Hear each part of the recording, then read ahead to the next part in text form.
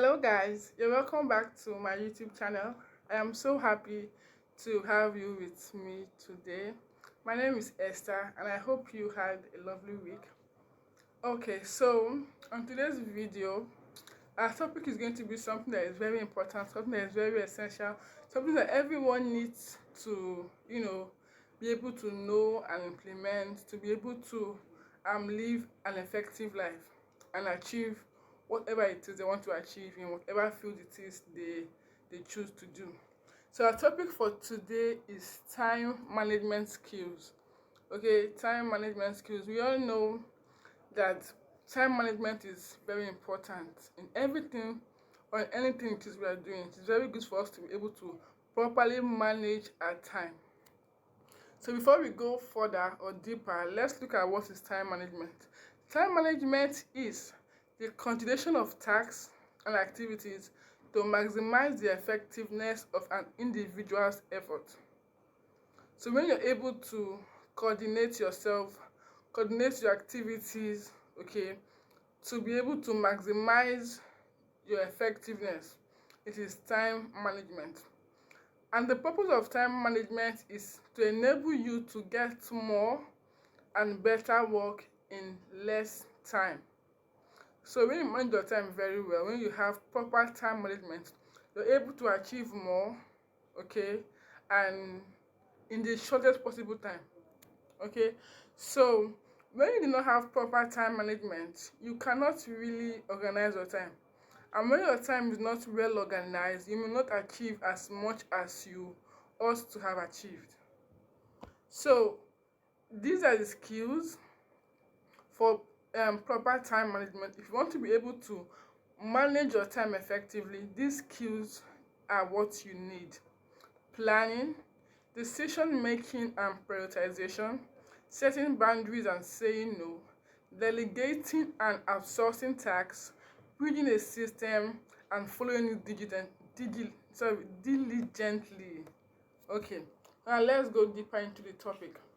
Planning. This is the very first thing you need to know when it comes to time management. They say that whoever fails to plan already plans to fail. So you need to be able to plan yourself ahead of time. Plan your day ahead, plan your week ahead, and even plan your year ahead. It is very important for us to plan. So when you want to plan, you can make use of a calendar tool or a diary or a jotter. And then you simply plan your week or write down what you want to do for that week or for that month or for that year ahead of time directly into this calendar tool or diary or jotter. So when you have proper planning skills, it will help you to be able to imagine what you need to do. Okay, now you're in a new week, for example, or you're in a new day. Tomorrow is a new day, for example. What do you want to do tomorrow? You should be able to imagine what needs to be done tomorrow. Okay, tomorrow, I have swimming lessons. I need to go for an interview. I need to do this or do that. You should be able to imagine what needs to be done and also be able to prioritize, like have a scale of preference or list your activities or your tasks in order of most important or most significant. That is what planning helps you to do. Okay, so most times we know that when we plan for things, they will not go 100% as we've planned them to to go. But when you have a good plan, okay, that is going to be your tool to help you to calibrate your day. So even when your plan may not go 100% as you want it to go, you're still in line, you're still in check. You're not straying so much out of what you've already planned to do. So having a plan ahead of time helps you to be in check, keeps you on course, okay, prevents you from going, stray, okay, going astray from what you've planned to do. So planning is the very first thing and the very first step in time management. Now the next one we have is decision making and prioritization. It is very important for us to be able to make our own decisions. We should not rely on other people to decide our lives for us. Okay, so you should be able to decide, okay, what kind of job should I be doing? How many hours should I be sleeping? Even in your diet, what do you eat? So you should be able to make your own decisions. If you have um work to do during the day or by 4 p.m. and then your friends want to hang out at that time, you should be able to decide if you really want to do this work at this time or you want to be with your friends at this time. So you should be able to make your own decisions and do not let other people decide for you. Okay, now planning does not only help you to imagine how things should go, but also to decide about the priorities. So is doing this task by 4 p.m. more important than going out with my friends, by the same 4 p.m.? Now when you've already planned the day before that, okay, 4 p.m. today I should be doing this work, and now your friends come to say let's hang out 4 p.m. today. Now since you've already planned, your plan should be able to help you to know which is more important, either doing this work or hanging out with the guys by 4 p.m. Okay, now if you want to be good at time management, you must be in control of your time. You have to prioritize, you have to decide which tasks to handle first. So I just finished explaining that. Now what we have next is the Eisenhower matrix. Now this Eisenhower matrix helps us to be able to, set our priorities right, and also help us to be able to make decisions and also properly manage our time. Now let's say I have 4 things to do. For example, today I have an interview to attend. I have to go for my swimming class. I have to prepare dinner for the family. I also have to be in a group presentation. Now, if you have something urgent to do, urgent like as in a pressing task to do, if that task is pressing and it is also important in the sense that you must be the one doing that task, then you have to do it. If you have an urgent task, as in a pressing task, and it is not important in the sense that you must not be the one doing that task necessarily, then you can delegate it to someone else to do. If you have a task that is not urgent, that is not pressing, but it is important, you must do it, but not now. Whenever you're free, you can still do it. So you can put it down in your calendar that, okay, I have to do this by this time. If you have a task that is not important, like you must not do it, and it is not pressing, you can choose to delegate it. Now let's say I have a swimming class to attend, I have to go for an interview, I have to prepare dinner for the family, and I also have to be in a group show. So now let's see. Going for an interview is important, so I must be the one going for that interview. And it is also urgent, like 8 a.m. this morning I need to be there. So what should I do? I have to do it. I have to go for that interview. Now the second one, my group presentation, it is urgent. It needs to be done 8 o'clock the same day. So it's urgent, quite alright, but it's not important in the sense that I must not be the one doing the presentation. So I can choose to give it to someone else in the group to do. Okay, now my swimming class is important. I must go for my swimming class. But it's not urgent, it's not pressing. So I can go any day between Monday to Wednesday. So I just put it down in my calendar or jotter or in my reminder. Now, the last one, to make dinner for the family. It is not important in the sense that I must not be the one making the dinner. And it's not urgent because it's not now, it's dinner later in the evening. So I can choose to, call a restaurant, order food from, someone that I know is good, a good cook, and then order the food. And then by evening, by 4 or 5, the food is ready for us to have. Okay, or we can even eat out. We can choose to eat out or order whatever we want to eat. Okay, so with this Eisenhower matrix, you should be able to, plan your time, make your decisions. Okay, this is a very good matrix to be able to use to properly manage your time and also do your planning and your decision making.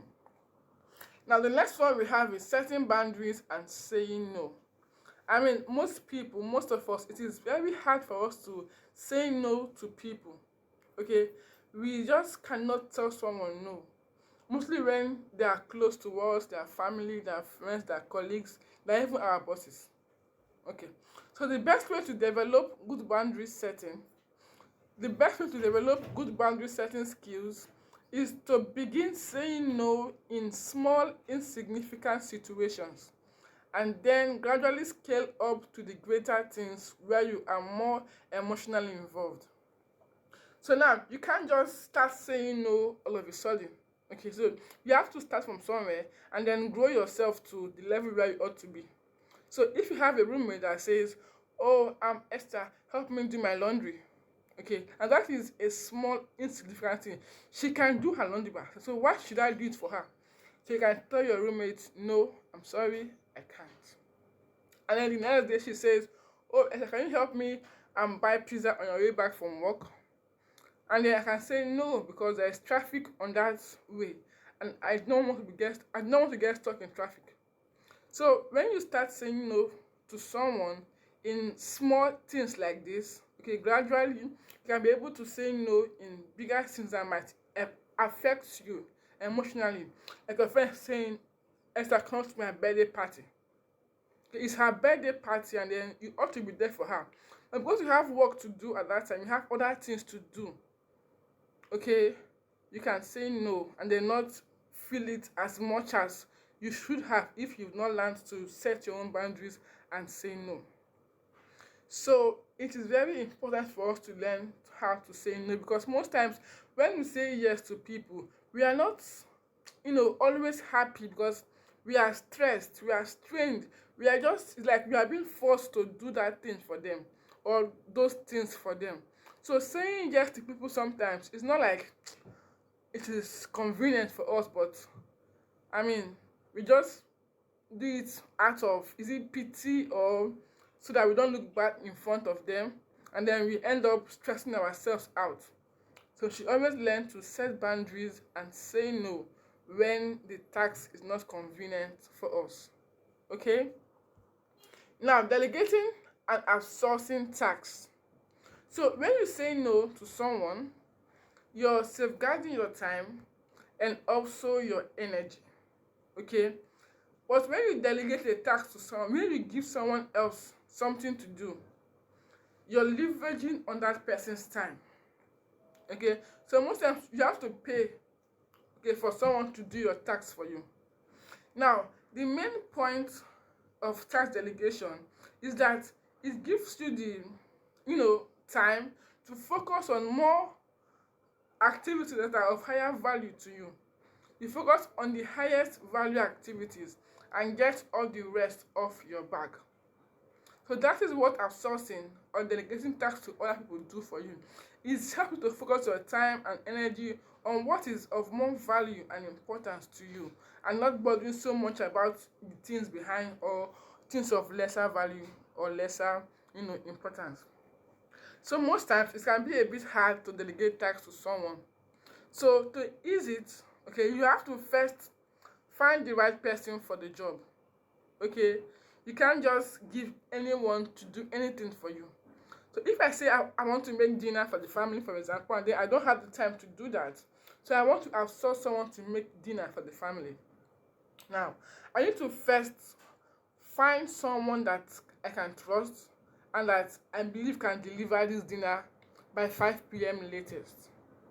So finding someone should be number one on our list. Now when I get that person, I need to be able to create a rapport with that person. Okay, I want to know if this person can do this job. I want to know how clean you are. I want to know your pattern of cooking. I want to know that, okay, you can do this thing and then I can trust you to do this thing. Okay, so I want to be like your friend, kind of. Okay, kind of, not like your friend, but I want to make us close a bit. Then proper communication is key. I should be able to communicate with you that, okay, this is what I want. Define the scope of the job to you. I want jollof rice. I want moi moi. I want snail. Okay, so define the scope of the work to the person. Okay, and then let them know that this is what needs to be done for this job to be complete, or for me to accept this job. That will discuss your acceptance criteria. So if I say I want jollof rice, I want moi moi with the leaf, moi moi in the leaf, and I want snail, and then later then you come and then you give me fried rice, you give me moi moi in a plastic plate, and you give me beef. I mean, that is not what I asked for. That is not the scope of your job. It's not what you ought to be doing. So I don't have to pay for that service. Okay, so when you want to give a task to someone else, you need to first of all find the right person for the job, and then get to know that person, and also communicate properly with the person, stating the scope of the job, how you want the job to be done. And if the job is not done this way, you are not going to accept, or you will not pay the person. Okay, so that's just a few tips to help you when you want to delegate your tasks to someone else to do. Now, the next thing we have here is building a system and following it diligently. Now, when you've learned how to plan, you've learned how to make your own decisions, you've learned how to prioritize, you've learned how to set your boundaries and the rest of those things, you've learned how to, outsource. Now, when you've learned all these things, you've built a system for yourself. Okay, you've built a system of time management for yourself. So after you've built this system, you need to follow this system diligently.